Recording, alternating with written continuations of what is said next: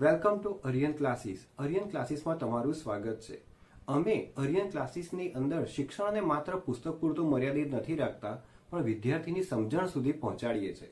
એને જીવનમાં આગળ ક્યાં કામ લાગશે એનું પણ અમે ગાઈડન્સ આપીએ છીએ. અને આનો બેનિફિટ આખા ગુજરાતના તમામ ધોરણ 12ના વિદ્યાર્થીઓને મળી રહે માટે ધોરણ 12 કોમર્સના ગુજરાતી મીડિયમ અને ઇંગ્લિશ મીડિયમના તમામ વિદ્યાર્થીઓ માટે અમે લાવી રહ્યા છે ઓનલાઈન લેક્ચર્સ. અમે શરૂઆત કરીશું આંકડાશાસ્ત્ર અને અકાઉન્ટ્સ એટલે કે નામું અને સ્ટેટિસ્ટિક્સથી આપણે શરૂઆત કરીશું. હું મૌલિક શાહ, બીકોમ અને ઇન્ટર સીએ. હું તમને ગાઈડ કરીશ કે અકાઉન્ટ અને સ્ટેટની અંદર બોર્ડની અંદર સમ્સ કેવી રીતે સોલ્વ કરવા જેથી તમારા હાઈએસ્ટમાં હાઈએસ્ટ માર્ક્સ એચીવ થઈ શકે. Welcome again. તો આપણે શરૂ કરીશું ગાલાનું પેપર 1 નું section number C. Section C નું પેપર 1, ક્વેશ્ચન નંબર 31. વર્ષ 2021 થી 2023 સુધીના જીવન નિર્વાહ ખર્ચના સૂચકાંક અને સરેરાશ માસિક વેતન નીચે મુજબ આપેલા છે. આ માહિતી પરથી દરેક વર્ષ માટે વાસ્તવિક વેતન શોધો. શું શોધવાનું કહી દીધું છે આપણને? વાસ્તવિક વેતન. એના માટે આપણને આપેલું છે વર્ષ, સરેરાશ માસિક વેતન અને જીવન નિર્વાહ ખર્ચનો સૂચકાંક. સૌથી પહેલા આપણે વર્ષ લખી દીધું, સરેરાશ માસિક વેતન રૂપિયામાં અને જીવન નિર્વાહ ખર્ચનો સૂચકાંક. જે શોધવાનું છે ને એનું સૂત્ર લખવું બહુ જરૂરી છે. સૂત્ર લખવાનું છે વાસ્તવિક વેતન. વાસ્તવિક વેતન બરાબર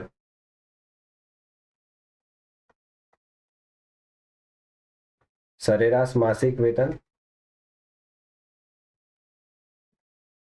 ભાગ્યા જીવન નિર્વાહ ખર્ચનો સૂચકાંક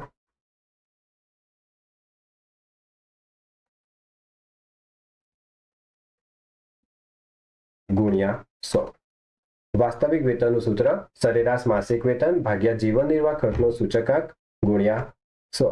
તો આપણે અહીંયા લખી દઈશું સરેરાશ માસિક વેતન આપેલું છે 36,000 ભાગ્યા 120 ગુણ્યા 100, પછી 40,000 ભાગ્યા 150 ગુણ્યા 100, 52,000 ભાગ્યા 130 ગુણ્યા 100, 56,000 ભાગ્યા 160 ગુણ્યા 100. અને પછી કેલ્ક્યુલેટર લઈને કેલ્ક્યુલેશન કરવાનું. યાદ રાખજો સ્ટુડન્ટ્સ, કેલ્ક્યુલેશન સૌથી છેલ્લે કરવાનું રાખજો. નહીં તો તમે એક એક કેલ્ક્યુલેશન કરીને લખતા જશો તો બની શકે નીચે તમે અહીંયા આગળ કંઈક ને કંઈક મિસ્ટેક થઈ શકે છે. તો પહેલાનો આન્સર આપણને મળશે 30,000, બીજો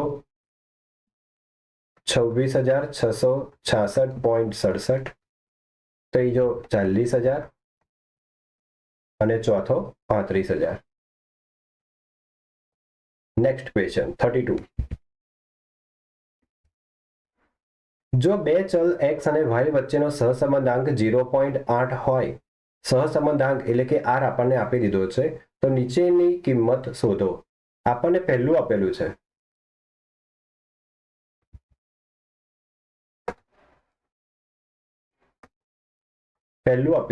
r x અને y માઇનસમાં.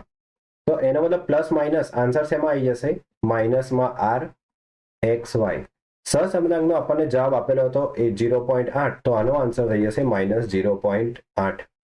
Second number r minus x અને માઇનસ વાય. માઇનસ માઇનસ શું સાઇન થઈ જશે? પ્લસ.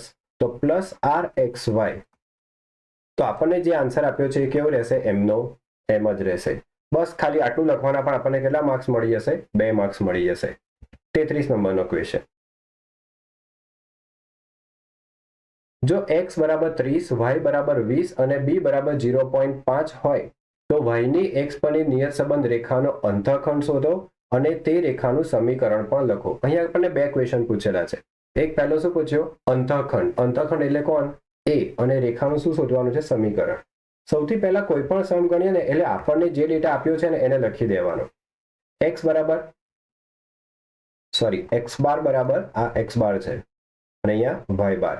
x બાર બરાબર 30, y બાર બરાબર 20, b બરાબર 0.5. શોધવાનું આપણને પહેલા કહી દીધું છે a બરાબર કેટલા, અને બીજું શોધવાનું છે y cap is equal to a plus bx. આ આપણો ટાર્ગેટ બની ગયો. તો હવે શોધીએ પહેલા તો a. નું સૂત્ર વાય બાર માઇનસ બી એક્સ બાર. વાય બાર આપણને આપ્યો છે 20 માઇનસ બી બરાબર 0.5 ગુણ્યા એક્સ બાર આપ્યો છે 30. 20 માઇનસ 15 એ મળી ગયો આપણને 5. સેકન્ડ ક્વેશ્ચન આપણને પૂછ્યો છે રેખાનું સમીકરણ, એટલે એને આપણે કહીએ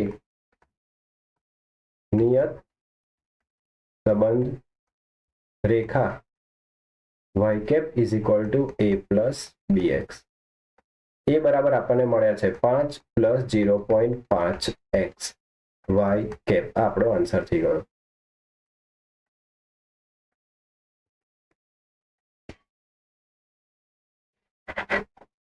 ચોત્રીસ નંબરનો ક્વેશ્ચન જોઈએ. સામયિક શ્રેણીના ઘટકોના નામ લખો. સામયિક શ્રેણીના આપણી જોડે 4 ઘટકો છે. સૌથી પહેલું ઘટક જેનું નામ છે દીર્ઘકાલીન ઘટક, જેને બીજી ભાષામાં આપણે એને વલણ પણ કહીએ છીએ. એટલે બંને નામ છે એના, દીર્ઘકાલીન ઘટક અથવા તો વલણ, અને એની સંજ્ઞા છે વાયટી. બીજો ઘટક છે મોસમી ઘટક. મોસમી ઘટક એટલે મોસમને ઇંગ્લિશમાં આપણે શું કહીએ? સિઝન, એટલે સિઝનલ, એટલા માટે ત્યાં આગળ થઈ જશે એસ. ત્રીજું કહે છે ચક્રીય ઘટક. ચક્રીય એટલે કે સાયકલ, એટલે એને સાયકલિકલ કહેવાય, એટલે એને શું કહેશે? CT, cyclical. C stand for cycle. અને ચોથો આવશે અનિયમિત ઘટક. અનિયમિત ઘટક, અને એનું બીજું નામ છે યાદચ્છિક ઘટક.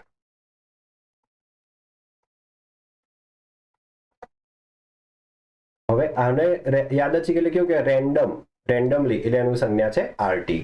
સામયિક શ્રેણીના 4 ઘટકો છે: દીર્ઘકાલીન ઘટક, મોસમી ઘટક, ચક્રીય ઘટક અને અનિયમિત એટલે કે યાદચ્છિક ઘટક. 35 નંબરનો સંભાવનાનો ક્વેશ્ચન છે. 2 સમતોલ સિક્કાને ઉછાળવામાં આવે તો એક છાપ અને એક કાંટો મળે. બીજું, ઓછામાં ઓછી એક છાપ અને કાંટો મળે તેની સંભાવના શોધો. અહીંયા ક્વેશ્ચન ધ્યાનથી જોવાનો. આપણને શું પૂછ્યું છે? સંભાવના. ઘણી વખત શું પૂછી રહ્યા હોય છે સવાલમાં? ગણ લખો. જે પૂછે એનો આન્સર આપણે લખવાનો. તો એનો આન્સર છે 2 સમતોલ સિક્કાને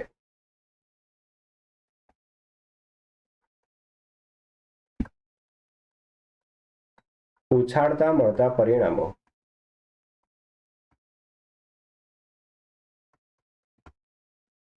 યુ બરાબર, યુ એટલે કે નિદર્શ અવકાશ, HT, TH, HH અને TT. કેટલા ઘટકો મળ્યા? 4. માટે n બરાબર થઈ ગયા 4. હવે પહેલો સવાલ, જેનું નામ આપણે પાડીશું ઘટના એ બરાબર. એક છાપ અને એક કાંટો મળે.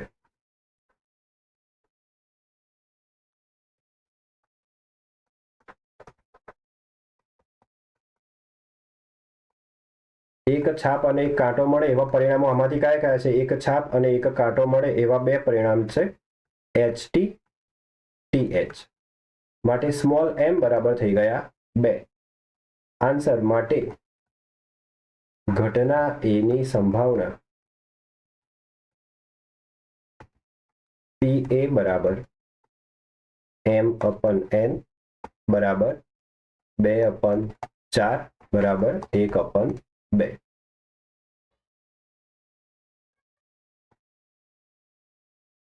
ઘટના બી બરાબર, જે બીજો આપણો આન્સર છે, શું કે છે? ઓછામાં ઓછો એક છાપ મળે. ઓછામાં ઓછી એક છાપ મળે.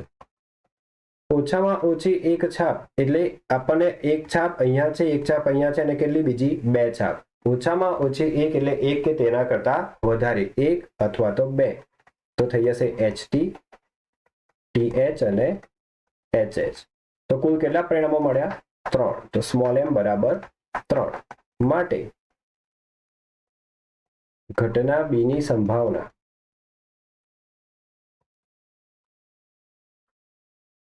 PB બરાબર m/n. આન્સર થઈ ગયો 3/4.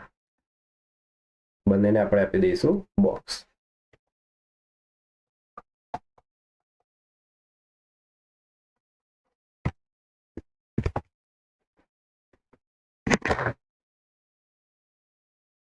Now, question number 36. દ્વિપદી વિતરણના કોઈ પણ 4 ગુણધર્મો જણાવો. તો અહીંયા આગળ જ્યારે આપણે ગુણધર્મો લખીએ તેનું સૌથી પહેલું ગુણધર્મ એટલું ઇઝી છે કે ચેપ્ટરનું નામ જ છે અસતત યાદચ્છિક ચલનું સંભાવના વિતરણ. એટલે કે જે દ્વિપદી વિતરણ છે એ કયું છે? તો અસતત દ્વિપદી વિતરણ. અસતત યાદચ્છિક ચલનું સંભાવના વિતરણ છે. યાદ રાખીશું, અસતત યાદચ્છિક ચલનું સંભાવના વિતરણ છે. પછી એમાં જે ક્વેશ્ચન્સ પૂછાય છે એના જ ઉપરથી છે કે ભાઈ એના પ્રાચલો કોણ છે? તો એના પ્રાચલો n અને p છે, સ્મોલ p. થર્ડ, દ્વિપદી વિતરણનો મધ્યક આપણે શોધવા માટે તો મધ્યક કયા સૂત્રથી શોધી રહ્યા હોઈએ છે? np. તો એનો મધ્યક np છે. અને ચોથું એનું ગુણધર્મ એનું વિચરણનું સૂત્ર શું છે? npq. માટે એનું પ્રમાણિત વિચલન શું થઈ જશે? વર્ગમૂળની અંદર npq છે. તો બહુ જ સિમ્પલ છે કે ભાઈ અસતત યાદચ્છિક ચલ છે, એના પ્રાચલો n અને p છે, મધ્યક np છે અને વિચરણ npq છે. Most IMP for the exam. અને બીજું કે તમે જ્યારે આ ચેપ્ટર કરો તો એના મધ્યક, વિચરણ અને પ્રાચલો વાળા ક્વેશ્ચન્સ પણ અહીંયાથી સોલ્વ થઈ જાય છે. This is a very important question. 37 નંબરનો ક્વેશ્ચન. n 16 0.5 ને અંતરાલ અને માનાંક સ્વરૂપમાં દર્શાવો. તો આપણને જ્યારે આપ્યું છે આ n, આપણને આપ્યું છે આ n 16 અને 0.5. તો આ સ્વરૂપ કયું છે? તો આ સ્વરૂપ છે સામીપ્ય સ્વરૂપ. સામીપ્ય સ્વરૂપની અંદર આ જે પહેલો છે એ હોય અને બીજો હોય ડેલ્ટા. માટે a બરાબર 16 અને ડેલ્ટા બરાબર 0.5 મળી ગયું. સૌથી પહેલો ક્વેશ્ચન આપણને પૂછ્યો છે અંતરાલ સ્વરૂપ. અંતરાલ સ્વરૂપ છે a માઇનસ ડેલ્ટા અને a પ્લસ ડેલ્ટા. તો એ આપણને મળ્યા છે 16 માઇનસ 0.5 અને 16 પ્લસ 0.5. તો આન્સર થઈ જશે 15.5, 16.5. તો આ થઈ ગયો જવાબ અંતરાલ સ્વરૂપનો. સેકન્ડ, માનાંક સ્વરૂપ. માનાંક સ્વરૂપ શું છે? માનાંકમાં x minus a less than delta. તો અહીંયા જસ્ટ કિંમત જ મૂકી દેવાની છે. a ની કિંમત 16 અને ડેલ્ટાની કિંમત 0.5. તો આ પણ માનાંક સ્વરૂપનો થઈ ગયો જવાબ. તો અહીંયા આગળ થઈ ગયો અંતરાલ સ્વરૂપ અને માનાંક સ્વરૂપ. Next question 38 number. લક્ષનો question. Limit x tends to -2.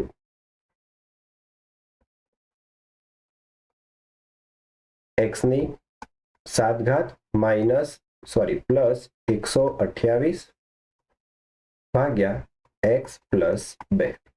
જ્યારે પણ અહીંયા આગળ આ ક્વેશ્ચનને કહેવાય x ની બહુ બધી ઘાત.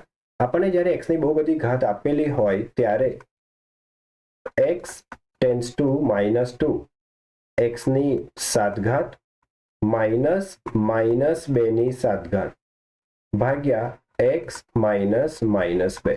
તમે જુઓ તો આ જે -2 છે ને એને અહીંયા ઉપર નીચે મૂકી દીધો, પણ વચ્ચે હંમેશા કઈ નિશાની રાખવાની છે? માઇનસની. અને જ્યારે આવું સમીકરણ બની જાય x ની બહુ બધી ઘાત, તો આપણે જે વિકલન કરવાનું છે ને એ પાછળનું કરવાનું છે. તો આનું વિકલન થઈ જશે 7 માઇનસ 2 ની 6 ઘાત. અને અહીંયા લખવું પડશે કે જ્યારે limit x tends two a, x ની n ઘાત અને a ની n ઘાત ભાગ્યા x માઇનસ a, આપણે કહીએ છીએ કે x ની બહુ બધી ઘાત હોય ત્યારે વિકલન કોનું કરવાનું છે? પાછળવાળાનું. તો n ઇન્ટુ a ની n માઇનસ 1 ઘાત થશે. તો -2 ની 6 ઘાત કેટલી થઈ જશે? 64 અને 64 ગુણ્યા 7 448 જવાબ. માટે limit x tends to -2 x ની 7 ઘાત પ્લસ 128 ભાગ્યા x પ્લસ 2 બરાબર 448. યાદ રાખજો, આ જવાબ જે છે આટલો ડિટેલમાં લખવાનો છે, માત્ર 448 લખવાના નથી. એની શોર્ટકટ એક છે. આપણને અહીંયા આગળ આપેલું હતું x ની 7 ઘાત પ્લસ 128. તો અહીંયા આપણે વિકલન કોનું કરી દેવાનું? x નું. x નું વિકલન થઈ જશે 7x ની 6 ઘાત અને અહીંયા આગળ x ની કિંમત મૂકી દેવાની -2. તો પણ આપણને કેટલો જવાબ મળી જશે? 448. તો આ એક શોર્ટકટ મેથડ છે. લાસ્ટ ક્વેશ્ચન, સેક્શન સી નો પેપર 1 નો 39 નંબર. વિધેય y બરાબર 12 + 4x - 7x નો સ્ક્વેર આપેલો છે અને કીધું છે x બરાબર 2 આગળ વિધેય વધતું છે કે ઘટતું તે નક્કી કરો. હવે વધતું કે ઘટતું જ્યારે કહે તો આપણે એક જ વાર વિકલન કરવાનું છે. એક વાર વિકલન કરવાનું. વિકલન કરીને એની અંદર x નો જવાબ મૂકવાનો અને જો જવાબ પ્લસમાં આવે તો વધતું અને માઇનસમાં આવે તો ઘટતું થઈ જશે. તો પહેલું વિકલન આપણે કરીએ તો જેને આપણે કહીએ છીએ dy/dx, જેનું બીજું એક નામ છે f'(x). 12મું વિકલન થઈ જશે 0, 4x નું થઈ જશે 4 અને -14x. આ જે વિકલન આપણે કર્યું એની અંદર જસ્ટ શું કરવાનું? x બરાબર કેટલા મૂકવાના છે? 2 મૂકતા. તો અહીંયા થઈ જશે f'(2) બરાબર 4 - 14 કૌંસમાં 2, 4 - 28. તો આન્સર શેમાં આવી ગયો? -24, which is less than 0. માટે અહીં dy/dx less than 0 હોવાથી કહી શકાય કે x બરાબર 2 આગળ વિધેય ઘટતું હશે. Thank you students. If you like our lectures, content and a pattern to solving the sums, please like, share and subscribe our channel Aryan Classes Bareja. Thank you students.